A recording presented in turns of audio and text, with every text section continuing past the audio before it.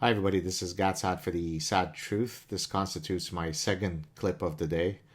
I was not planning on releasing a second SAAD Truth clip, but then I just received a very powerful and poignant message that I thought I should share with you. I did ask the person in question if I could share it. I won't release his identity, but here we go. Let me read it to you.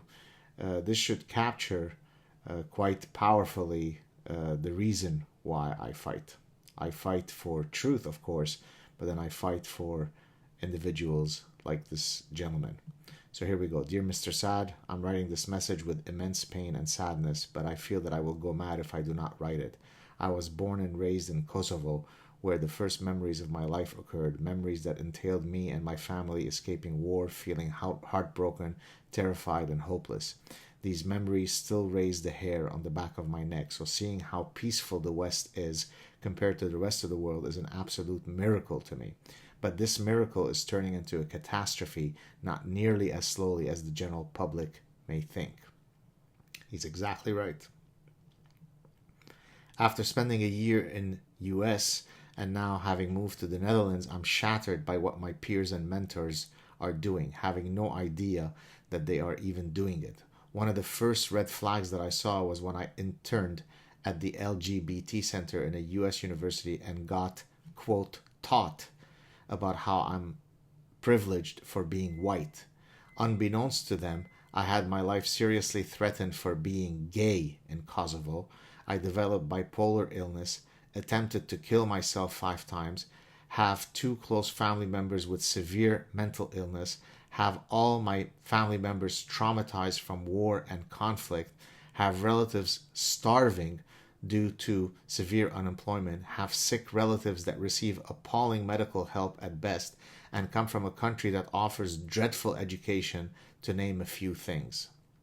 Yet, I was seen as a privileged human who is not even a human in the first place, but just a fucking set of, quote, identities with no individuality or autonomy. I kept being, quote, taught about, quote, intersectionality, the oppressive patriarchy, the horrors of capitalism, and other nonsense. Do they not see how actually privileged they are to be spending so much time and energy with this rubbish? For the second time in 1 week this month only, I have been censored in class for saying that there are biological sex differences in men and women, that IQ is a reliable predictor of future work and school success, and that being gay is not as normal or optimal as everyone is making it out to be. Which, after saying that, raised their suspicion of whether I'm even gay or not in the first place.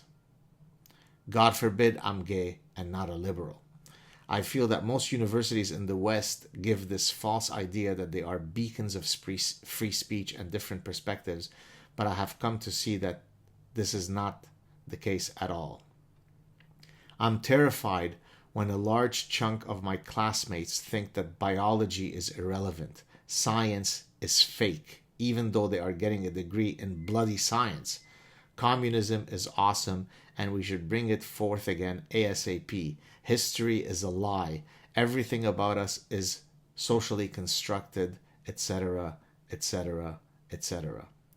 The individuality of persons is vanishing and we are all becoming ugly groups, more and more divided and aggressive towards each other. Personal responsibility is fading and censorship is increasing forcefully. A little while ago, I spent 3 months in a severe state of disassociation due to my mental illness. I have never been so scared in my life when that happened to me. I would see my own hand and not recognize it as my own. I would see myself in the mirror and not believe that I was seeing myself. The hand that brushed my teeth felt absolutely foreign, even though it was attached to my body. My family members seemed as just copies of my, quote, real family. It was then that I experienced what going crazy actually feels like. And the spine-chilling thing is that even when I'm not technically experiencing disassociation anymore, the feeling sticks with me. The world does not feel real anymore, even when I am mentally stable. seeing people around me truly believe the stuff that they do and actually fight for the things that they do, while the university bureaucracies and the governments themselves support them, is a rapidly unfolding Orwellian nightmare. A nightmare of such proportions that I seriously think will have worse consequences than World War II did. I regret to say that I agree. Yesterday in one of your posts, you wrote that, quote, "we are losing, ... close quotes." And earlier that day, I told the same thing to my brother on a conversation we had about what is happening. I spent all night crying, pathetically, and feeling heartbroken, terrified, and hopeless, just as I did escaping war. It feels full circle in a twisted way, escaping war as a child and now seeing a much larger one nearing as a young adult. That's exactly how I feel. And as a matter of fact, I wrote a passage in my forthcoming book where I talk about my facing two great wars in my life, the war of my childhood in Lebanon and the war on truth in my later life.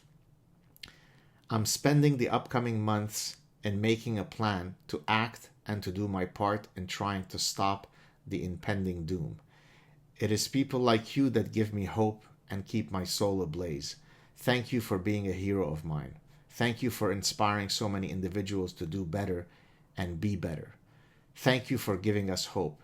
Thank you for being such an exemplary father figure to so many young people. Thank you for giving us courage. And thank you for speaking the truth. It is people like you that stop me from jumping from the 10-story building in front of my apartment window. This is why I do what I do. I wrote back to him. I won't mention his name. I'm deeply moved by your message. Please never give up hope. Your life is worthwhile. You and countless other soldiers of reasons have so much to contribute to this grand battle for the soul of civilized society. Big e-hug to you. And then I asked him if it was okay to share the message, and he graciously replied yes. So there you have it, folks. I fight, of course, on a deontological level for truth. I fight to protect our societies from regressive, oppressive ideologies. I fight to ensure that we remain committed to truth, to science, and logic. But I also fight for all the people like this gentleman who write to me and say that they turn to me to gain a sense of sanity in their lives. Because when they go to their universities and other intelligentsia centers, they're confused, they're lost, they're hopeless, they feel hopeless. And so again, we all have a stake in this battle. We all have a voice. I'm energized when I see such a message. Sometimes I feel myself that it is hopeless, that the tsunami of lunacy is so great that it is impossible for any one person to do anything about it. But then I receive a message like this that invigorates me, that shows me that we all have a stake and the ability to change hearts and minds. So there you have it. I really wanted to share this message with you. Please never give up, but also please commit to getting engaged. Thank you and have a good evening.